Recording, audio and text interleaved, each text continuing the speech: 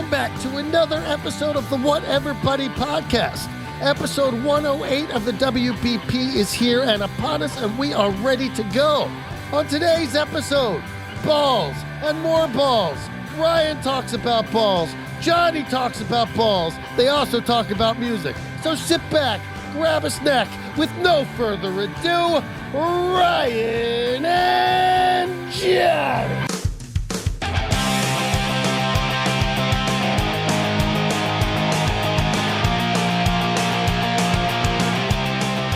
Yeah, we are. Johnny Two Cans over there. Johnny Two Cans. Can I call you Johnny Two Cans today? You call me Johnny. Before you do that, let's say hello, everybody. Welcome to another episode of the Whatever Buddy podcast, episode 108. Coming at you. I'm Johnny Cans today. That's what he's telling me. Johnny Two Cans over there. Dude, and I'm going to say it in your Philly accent because it sounds better saying Johnny Two Cans. If you're not watching on the YouTubes and you're listening, it's because Johnny's got big cans on his ears. Yeah, I got to tell you, it's a real bummer. I don't want to be wearing these big things on my head. However. Why? You look studious. By studious, I mean by way of studio. Right. But I already have a bad hair day, and it's just making it worse. All I'm saying is my in-ear monitors, the cable's going. So in order for me to hear it, I've got to pull on the cable to hear it out of both ears. So I was like, you know what? Instead of fucking choking myself with a wire all day, I'm just going to wear the cans. I have a series of questions. Yeah. Not about the cans. I think the cans look cool. You're having a fine hair day. Your hair looks literally, you've looked the identical exact same since the day I met you in 2000, what was it, 11-ish, somewhere around there. Long times. I owe you a hug for that because I'm definitely having a hair issue since then. Okay, well, here's my question for you. Your in-ears, those are not cheap. No. Okay? They are a quality product that you know how much a cable you get. You know how much cable costs? You know how much a cable costs for one of those fucking things? $92. Okay, so cables go. Musicians understand that cables, they're finicky. Real quick, you're a squirrel. Debated. Hold on, it's debated if I'm a musician. Series of questions. You're a squirrel. Wait. What are you doing to that high quality cable to make it go? When did you get them? Are they over a year old? Yeah. First, let me go back to you said musicians know that cables go. Let's start with I'm a drummer. Who's the guy who hangs out with musicians? The drummer. So to put me in the same category, a little bit of credit. I appreciate that. I appreciate that. But I'm not going to take credit where credit's due. I don't deal with cables, bro. Not my thing. Not my thing. Clearly, because I don't understand how you're tugging on it. That's your problem. You're tugging on it. You're tugging on it. No, that's not what happened. And it's breaking the cable. First, let me tell you that the cable's over 3 years old. Let's start there. Okay. There's your 1 year thing or whatever. My partial apology. Okay, that was your partial apology. I appreciate that. Okay, and with that being said, dude, I did everything right. I could pull them out and show you where they're going wrong, but I'm not going to. I'm good. I could picture it. I wound them properly, like you would a mic cable. The thing split. Like it just started like it ripped. I have the things that go around my ear and they're molded to shape around your ears. I got to next time get the ones don't have the shape because I preferred the other ones better. It comes straight down. Yeah. I don't get the around the ear thing. Right, and I got that. At the time, I remember him asking me if I ever wore glasses when I used them. I'm like, no, because when I play live, I never do. Not thinking that I was going to use them for the podcast because my AirPods. Speaking of glasses, my AirPods used to work and they don't any longer. With that being said, the cable went to shit, bro. I'm wearing the cans. The hell with the cans. Let's talk about the fact that you're still wearing eyeglasses on the podcast. I'm back to the sunglasses, Johnny boy. Back to the sunglasses. Had a bad week. I got a call from Ryan Harris last week. Had a bad week. A text from Ryan Harris, and all he said was, I'm blind. I can't see anything.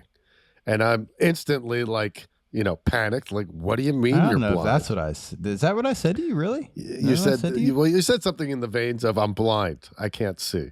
I think I told you I had surgery. No, because I talked to you before the surgery, and you had told me I'm blind. I'm going blind, and then you couldn't wake up, and then you told me when I told you after the surgery that you were completely blind at one point or something. I must have been on the pain meds because I remember zero of that. Also, I didn't take any pain meds, Johnny. We talked twice on the phone about this, dude. What is wrong? I know we really don't talk. We're friends that we telekinesis. We communicate telekinetically. But dude, you told me you were blind in your eyes, that you couldn't see. Yeah. Well, did you not tell me that? Am I giving false facts to the people?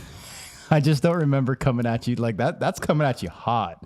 I don't think I came at you always that come hot. at me. You usually come at me like, "Yo, JU, go F yourself," or "Hey, JU, you stupid." Never once. Never once have I called you stupid. Never once have I told you to F yourself. Never once have I called you an idiot. Well, I've called you a squirrel a grand many times. A lot. Squirrel equates to idiot, bro. You know what? I want to tell the story because the experience that I went through, it's not, from what I am gathering, it's not necessarily uncommon, but it was startling and scary and shocking to me. And if anybody's listening to this, it would be nice to hear. It would have been nice to hear this beforehand. So I had a number of lasers done for retinal detachment, which is not a detached retina, if that makes any sense. It makes no sense at all. So so eyeballs. I lost the vision in my right eye. Here's where I'm gonna speed it up. I'm gonna speed it up. You're dragging your feet in this. We're walking through the mud. The way that it was described to me is the retina is like wallpaper on the inside of your eye, and it keeps the outside out and it keeps the inside in. And whenever you have a detached retina, it's like the wallpaper collapsed. However, retinal detachment would be like the beginnings of the outside starting to like weigh on it. So it gets heavy and it bubbles or whatever. And then that's what I had over the summer, and they fixed it with lasers. However, about a week, last Monday, I wake up and my vision's really bad in that eye.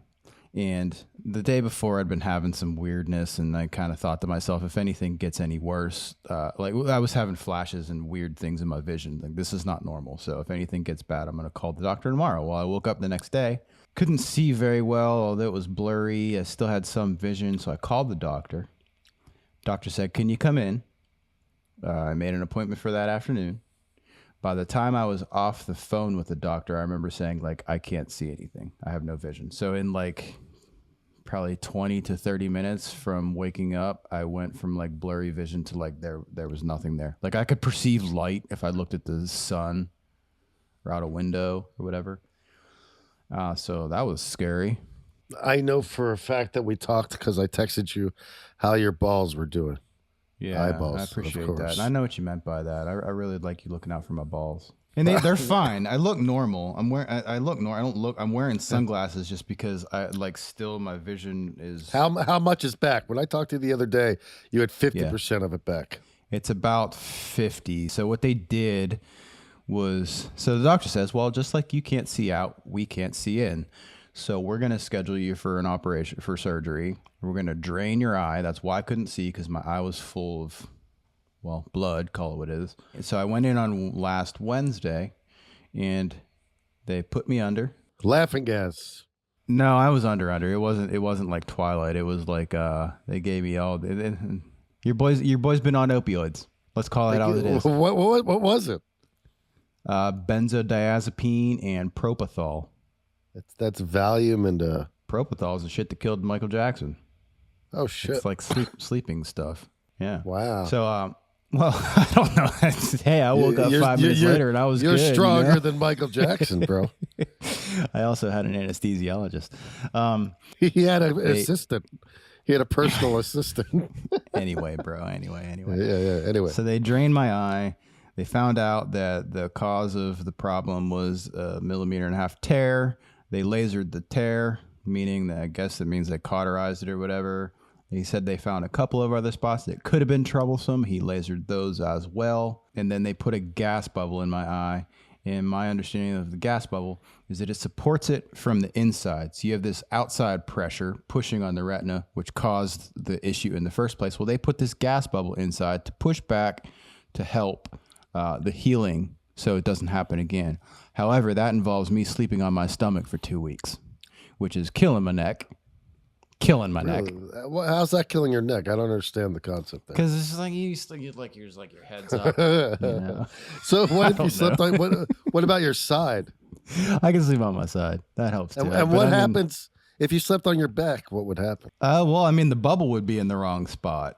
The bubble would be in the front of my eye, and they want the bubble in the back of my eye. So ever since this happened to you, I'll be smoking weed, and I cough. If you haven't noticed, a lot when I smoke weed. I'm just so freaked out that I'm gonna rip my retina wall now from coughing. Well, okay, so I will say this. I did ask him. I was like, dude, this has been going on since June. Is there something I'm doing? Is there a habit? Is this something I'm going to have to accept that I have to deal with for the rest of my life? And he goes, no, man. He's like, it's just, it should be fixed now. And you're only born with so much retinal material, and mine got stretched. Whatever. Did you ask him? Did you ask him that when when you were 17, you snorted cocaine through your eyeball? Did you ask him if that had anything to do with it? He said that would not have anything, and that would have no repercussion on my life. Effing amazing. When I went through my steroid phase and I couldn't inject it anywhere else, and the only other place was my eyeball, he said, that's fine, dude. Like that doesn't do anything. It didn't make your eyeball bigger, like stronger than the other? Stronger, and it definitely made it weaker. So I have like my left eye's fine, my right eye, I got about like 50% top vision. I went for a walk yesterday, man. It was weird. I had like sensory overload. It's like I couldn't see right, and I'm in Hollywood. So there's like cars everywhere and people with dogs, and I don't want to step in shit. It's like, it was not a relaxing walk. Your boy's going through it, Johnny. So how long until you're normal again? If that's even possible. It's a great question, man. Yeah, I don't know. I go in the end of the week to I go in Friday for a follow-up. If it's not better, are you going to tell him to just take the eye out? Fuck it, doc. Just take the eye out. You know what? It's funny because I made so many eye patch jokes over the summer. Like, oh, it's on brand. I'll rock an eye patch. That'd be cool. I'll get it made of leather. I'll look like Game of Thrones shit or whatever. It's not funny to me anymore. Anyways, if anybody's going through any eye issues, I hope that helps you. You said you looked like Game of Thrones, and I was like, did he just say he looks like Gay Stones? I don't think you could say that. Can you say that? I mean, you can say it. I mean, you could say it. Yeah. No. Well, Game of Thrones, man. There's a character there were several characters that wear eye patches. I'm just trying to be funny, man. I'm just trying to bring the wit back. I'm trying to get these podcast legs back. You know what I mean? I've been a little inconsistent. Listen, I'm not saying that you're not wrong that I'd get canceled for that, but then I would follow that up with everybody needs to fucking relax. Damn straight. The only thing that I'll say don't do you during this podcast is could you please stop vaping and coughing? I just don't get how you don't get that through your thick two cans. Well, I mean, at this point, it's just, it's part of the annoying process of Ryan Harris. I don't do it for that reason. I just want to get high. You do it because it's physical. You vape because it's physical. I guarantee you're holding this thing and you're just doing this action. And I bet you half the time you're not even thinking about it. That's dude. I guess. definitely hold on. I definitely hold on to this vape like a crutch. Call it as it is. Like a what? What'd you call it? A whoopee. Like a blanket when you're a little kid and you don't want to let go whoopee. of it. Wait, a what? A whoopee. WHOOPI. Whoopee, bro. Like a whoopee cushion? Like a fart cushion? You called your blanket a whoopee? What is this? Man. Call it like every other man out there and call it a binky. Oh, it's a binky. A whoopee? A whoopee works better. I like whoopee better. It's got more character. Binky sounds a little feminine for my taste. Remember like 80s game shows or 90s game shows are like when you're making whoopee. Dude, funny, right? One of those, I may have sent this video to you on Instagram, but it was like one of those, it was like a real thing from Wheel of Fortune. And like there was 3 people up there and the guy just blurts out, up the butt. And everybody it was like, They were just Oh looked at yeah, I saw that. And you sent me. Hey, I'm gonna go ahead and say you sent me you've been sending me too many videos, my dude. So if you sent that, I may or may not. I probably didn't not see it. The other night, I definitely broke the rules of engagement with a bunch of friends. I send videos to you, cousin Wee Wee, and the guys in the band. And I definitely sent way too many the other night. I know the rule's 4, and I easily did 8. But they were all quality. The rule is 4. Is that our rule though? Is that all? That's our rule. Well, that was a rule that you, Wee Wee, and I came up with. But the reality of it is that everyone that I sent to you was pure quality that had me rolling on the ground. There's one specifically is the best dummy we've had in a long effing time, and I think you should bring it up because I got theories on why the sound is made. I'll bring it up. Can I ask you a question before I do though? You said estimate, call it 20. Okay, you sent me 20-ish videos, and every one was great. Was that because you were on the White Claws? I didn't send 20. You just admitted that you sent me more than probably tactfully. Right, like 8 of them. Like 8 of them. And you said everyone was funny. And I'm saying, is that because you're missing my entire point? Is that because you were on the what's your flavor? White Claws, blackberry cherry? I was on the wine. Oh, well, that makes it completely different. And I apologize for my assumption. Bring up that video, Dick. Yeah. So, I mean, if you're watching on the YouTubes, you can see. All right. Go back. You just back to past the. Where am I going to? Right there, second one. A cat sticking his leg up in the air. The scrotum totem, but that cat one's funny too. Scrotum totem. Whoa! Watch No, maybe that's not the right cat one. The scrotum totem's the one I'm talking about. Scrotum totem. Yeah. Okay, let's describe this for people listening. This is really, we're intending this to be a YouTube podcast. But this is a dummy. You've got two guys. You got two guys here. It's called scrotum totem. They have a T-ball thing set up. It looks like. Yeah, they're playing T-ball, and one guy's standing on it looks like to be a. He's standing on a chair. The other guy's got a racket in his hand, and he's going to hit the ball towards the guy on the chair. Okay. When the second guy goes and he gets hit, just listen to the sound. That sound the second guy makes cracked me up endlessly. And I got a theory on the sound. So please continue. Scrotum totem. It's scrotum totem. Hey! Okay, he's got a tennis racket. He's got a tennis racket. He hit a tennis. He hit a ball from a tennis racket. Oh, he's like puking. All right, right there. That's my theory. Yo. You have a theory. I have a theory. Okay. Watch it one more time. I have to say that is not funny. I mean, there's humor in it. What made you think that was the thing we should talk about? the sound of his balls making him puke in his own mouth. Why do we talk about this? Because who the hell does this? Why do you do this? It's stupid. With that being Internet said, clout. With that being said, I want to watch this video one more time, and after the first guy gets hit, I want to start explaining my theory, and then when the second guy hits, I'll continue my theory. So please start the video. You want to you want a live commentary? Your ball video. I want you to hit the play on that, and I want you to pause it after they show the instant replay of the first guy. So many rules. Then we'll pause it after the second guy. But no, because I want to explain to you why that guy made that sound and the first guy didn't. I have a theory on this. I'm gonna humor you on this. I like the fact that you came with something. I'm gonna give you props for coming with something, and whether I like it or not, nice. I support you, buddy. This is something you would bring though. So let me get this straight.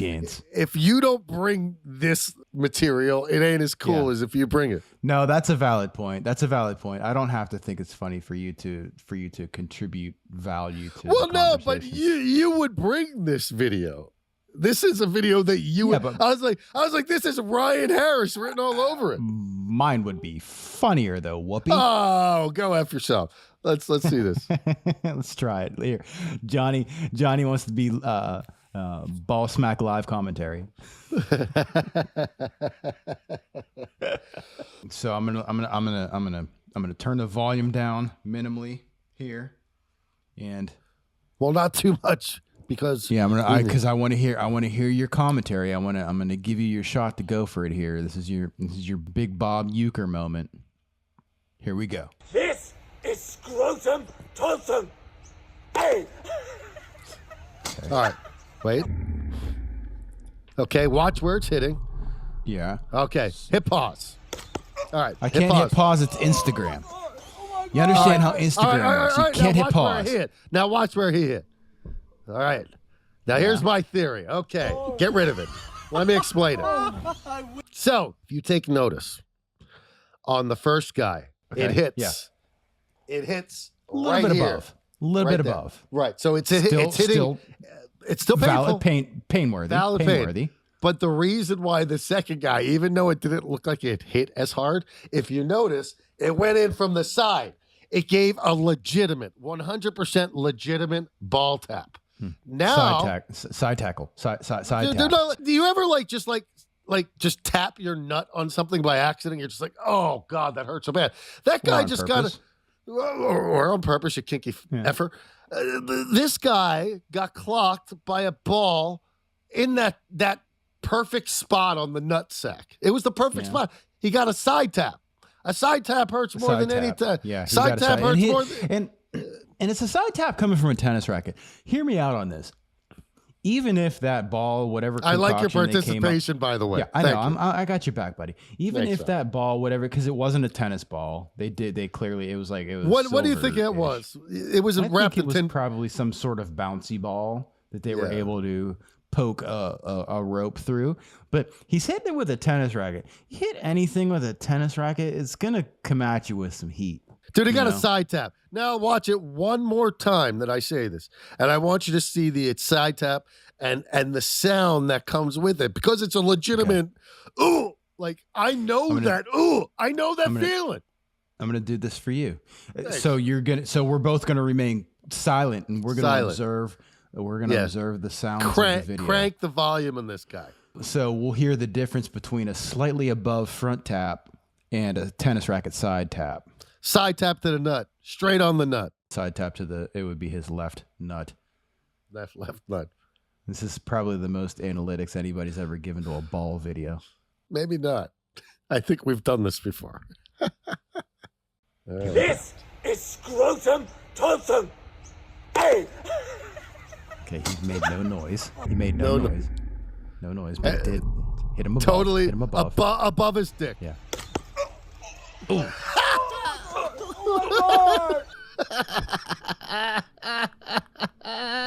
Ball tap side. That's why you got that sound. That's why he's legitly hunched over. That was a direct shot to his left nad. Yeah, that's why he threw up in his mouth.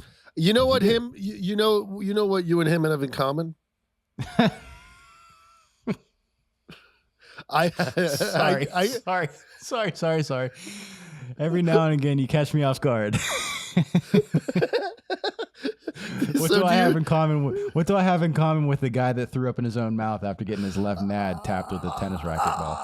I could go up to both of you guys and ask you how your balls are. Oh yeah. Okay. Yeah. Whoa. Whoa. And we'd both have the same answer. Would you like to know what both of our exact the F same answer would be? They're working about half as good as they should. That's good. That was good. Yeah. Hey, Johnny. Let me give you an internet Zoom hug for coming with something. You came with something. It wasn't really all that funny to me, but neither are my eyes. This might be there's this cat video I sent. Hold on. I'm gonna go back to my videos and we're gonna see how many videos you've sent me lately. All right, and I'm hoping to find these two that I have on my mind that are really funny. The cat with the girls is really funny. This is gonna be fun to edit. So I gotta pull this back up. All right, so you want me to scroll for what am I looking for? Scroll up and see. I just want to see. Scroll up. There's a cat looking like he's just licking cat his dog. ass. Okay, I think he's just licking that's not his what ass. you wanted. I'm going with you here, buddy. You got to find. No, I don't know when I sent these. Those are not. Keep going, just for the sake of. No, these are last week. So no, not these. Not these. Go down. Go down. Go down. It's going to be in that bunch that is the bunch. This bunch here, starting here. Exhilarating content. What is this one after the one scrotum totem? It says, what's that say? Grandma's. Oh yeah, you'll appreciate this one. Oxygen Check that one. Check that one. machine. Check that one. Yeah, I must have not sent the ones I'm looking for to you. I was trying to not.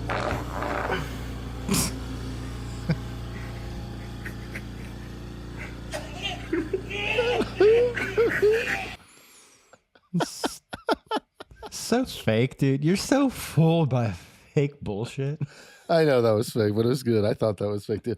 So there was this one meme. I didn't send it to you, but it said there was this guy. He's like in the 80s, women's had bush. In the 90s, they had a landing strip. In the 2000s, they were bald. In 23, it's a cock. Well, And I didn't see it coming. Like I sat there, I'm like, where's this guy going? And he's just like, where's this guy 23. going? Oh, well, A cock. where's he going? A cock. You get it, all the Hey, trans stuff and everything. You know, I saw something the other day that I'm fascinated by. I was fascinated. I read like 6 or 7 articles on this. I'm bringing it up to you because it has to do with your very own Philadelphia Phillies. Just so I you have know, articles- I still get mad because of that Bill Burr thing you played me on tour once. And it's like, what, in your candy cane looking uniform? It's like Rocky Balboa. Your hometown hero doesn't even exist. Yeah. No. So the owner of the Phillies is a billionaire rich dude, and his son is actually like a legitimate, like he's done some big movies, like Lego Movie, so on and so forth. He has a Hollywood resume, and he owns a home. The Phillies owner son, his name is what's his name here? I put John Powers Middleton, and he owns a home on Mulholland overlooking the city. It's like 10,000 square feet, and he owns another home in Sunset Plaza. So, guy's got 2 multi-million-dollar houses in the Hollywood Hills, and they both are like Squatterville, like graffiti, all graffitied up, like fenced off. The city of Hollywood or whoever is responsible for that area has like contacted him to say like, you have to like take care of this, and he's ignored it. And then finally he put an apology out like, oh yeah, sorry, that was irresponsible. I shouldn't have let this houses go. But it's like, oh, like, check this out. Another vacant mansion in Hollywood Hills owned by billionaire's son covered in graffiti. You can see, like, I looked this shit up on Zillow. The house is really nice. How much is it worth? Here we are on Zillow. Before the graffiti. Estimated 6.5 million. So I mean, like 9,700 square feet. I have no idea how much 9,000 square feet is. A typical apartment, like a 1 to 2 bedroom apartment, would be like anywhere between like 1,000 and 1,500. So it's 9 times the size of my apartment. So it's like 9 to 10 apartments put together. But like what do you do? I wasn't able to find out like, where was he? He's in Philly, probably. Dude, sell your houses then. Well, why? Because like you're telling me that you own two multi-million-dollar houses in the hills out here, and you're gone long enough that they both get, because both of them, the other one was just as nice, both get covered in graffiti and have squatters and stuff like that.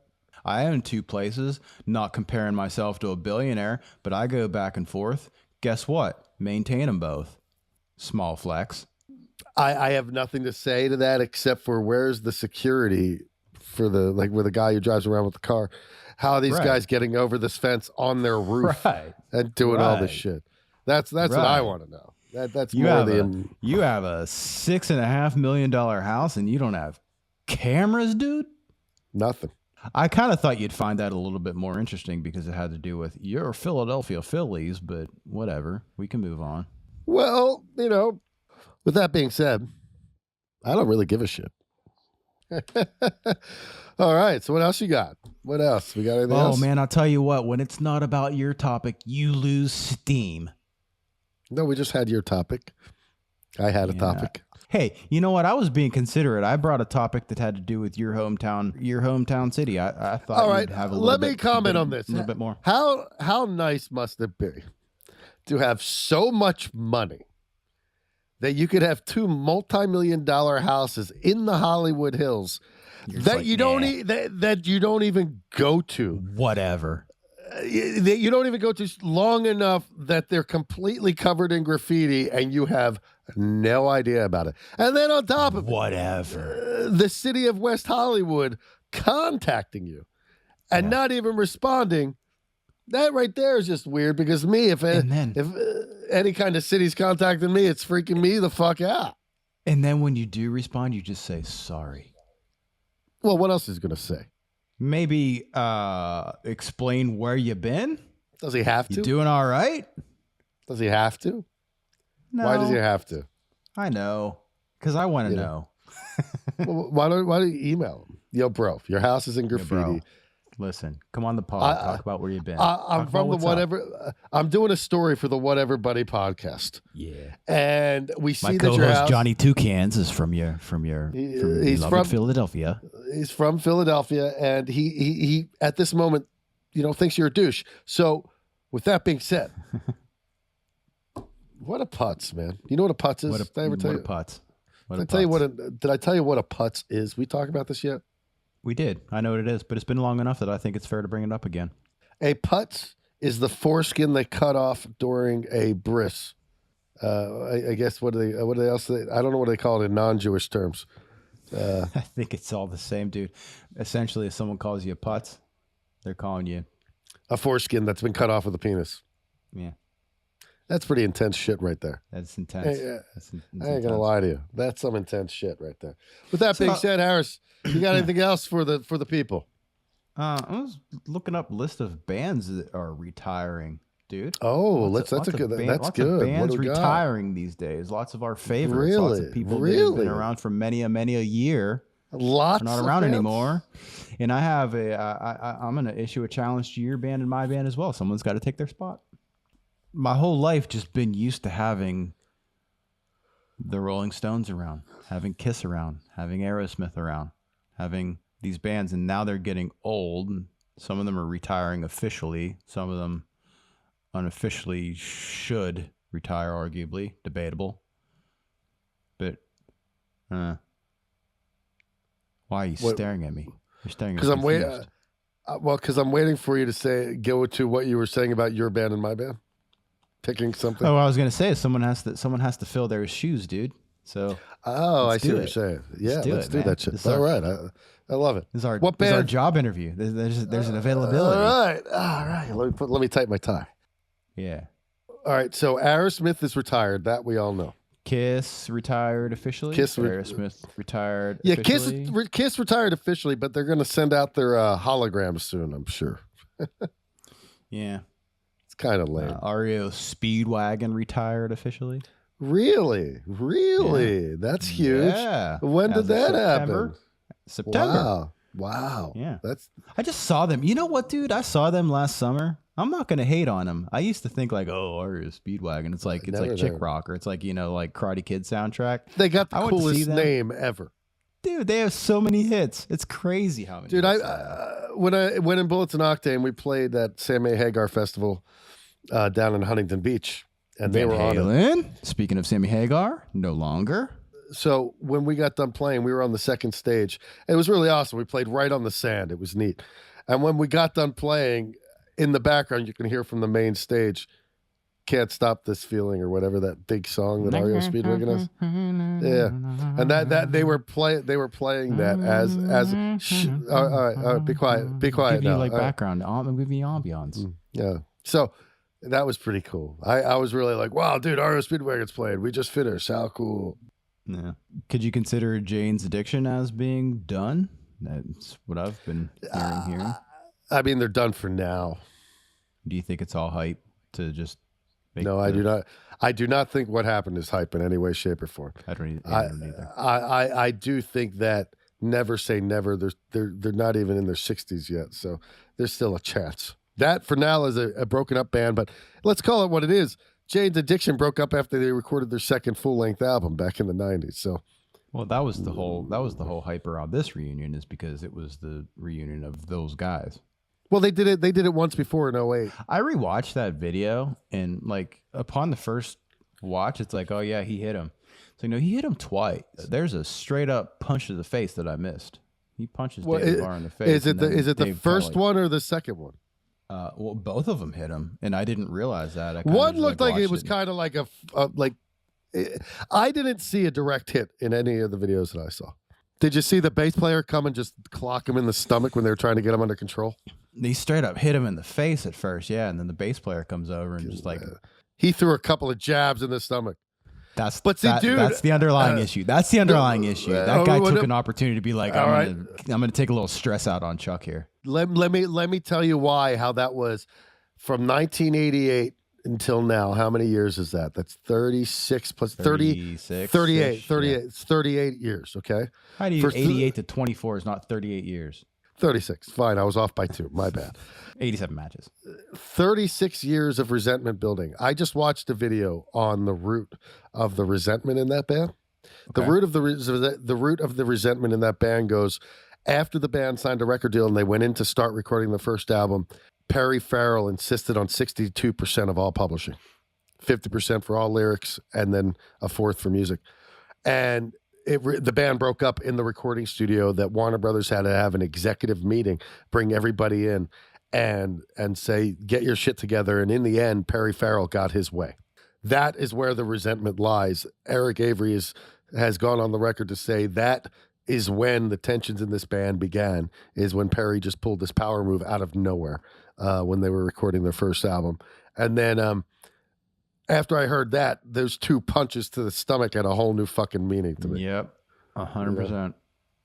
Same old story every single time with every single band, dude. Just split the publishing equally, and then nobody has anything to be resentful for. Van Halen did it. U2 did it. Okay, so Van Halen's issues, they're not publishing related, whatever their issues are.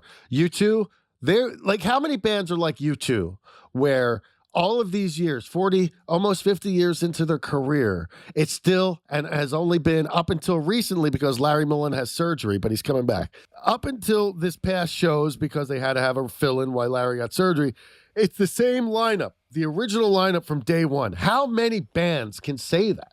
Yeah, not a lot at all. U2 it's even crazier because not only have they been a band for the last 40 years, those guys started playing their instruments together in early intermediate school. So these guys have been playing together their entire lives. Yeah, I heard something funny. You brought up Van Halen a second ago. I heard something not funny is the wrong word, but interesting.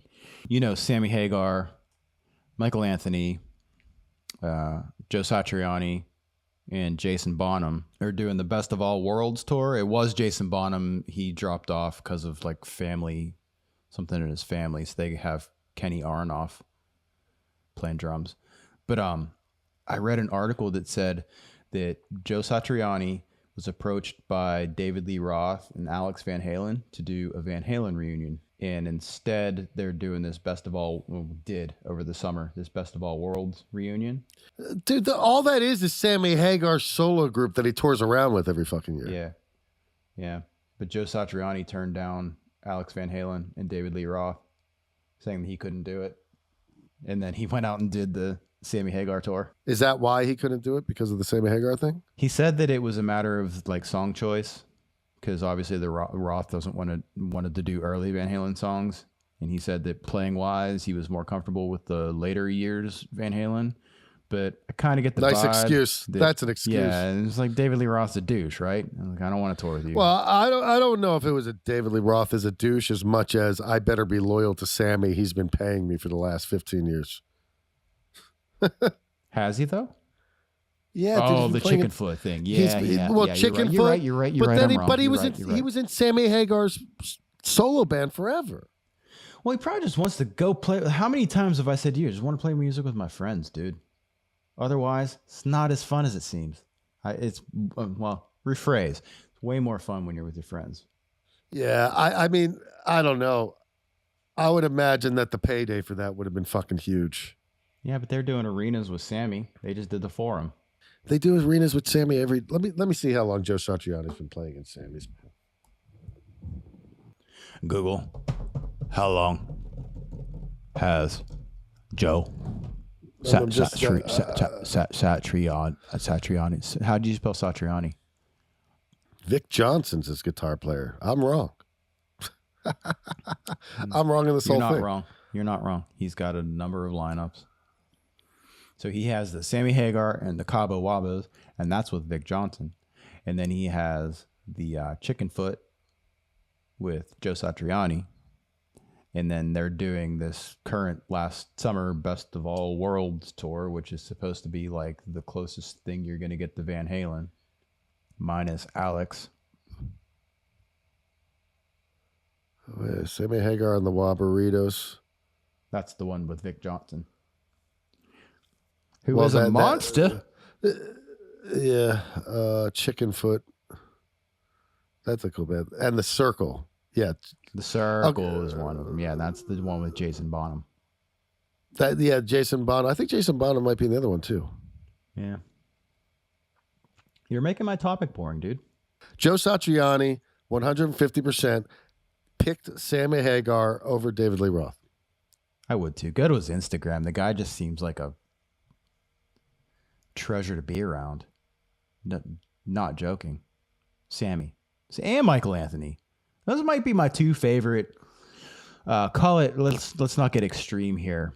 Their personalities are pretty awesome. Sammy Hagar definitely seems like the cooler of the two. Although. Over Michael Anthony?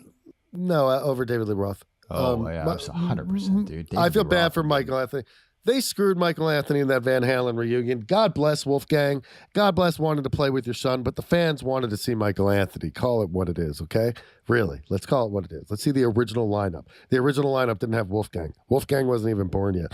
The original lineup was gone when Wolfgang was born. So for him to even be playing in the original lineup makes no effing sense. God bless you, Wolfgang. Your solo record's awesome.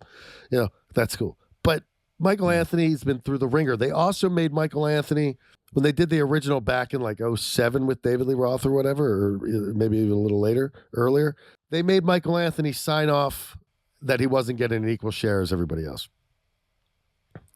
Dang, dude. Like they just screwed that guy over and over again. So in the end, I think Michael Anthony got the last laugh because he stuck with Sammy through all of these years. Ever since he left Van Halen, he's been with Sammy Hagar. And, you know, Sammy's been loyal to him. Sammy owns a tequila company. He's obviously a way more fun guy. He owns. I'll tell you what, though. You listen to you listen to Van Halen. It's not the same without Michael Anthony's background vocals. They are those songs. Well, they're equally.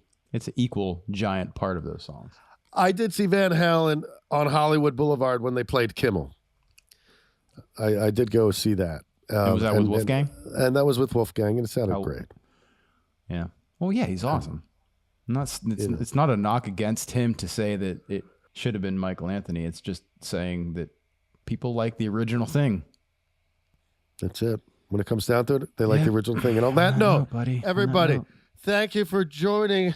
Thank you for joining us on episode 108 of the Whatever Buddy podcast. Ryan's eyeballs should be back to normal. We're going to do an episode while I'm out on the road, and the balls will be back. Hopefully the balls will be back. The balls will be back. The balls will be back. The balls will be back. What's that even mean? On that note, like, subscribe, and report. Tell your friends. If you have anything you want to tell us, feel free to email us on the social medias. You know how to find us. And with all that, everybody, you have a great week. We will see you on the next episode of the Whatever Buddy podcast. Have a great day. Bye-bye.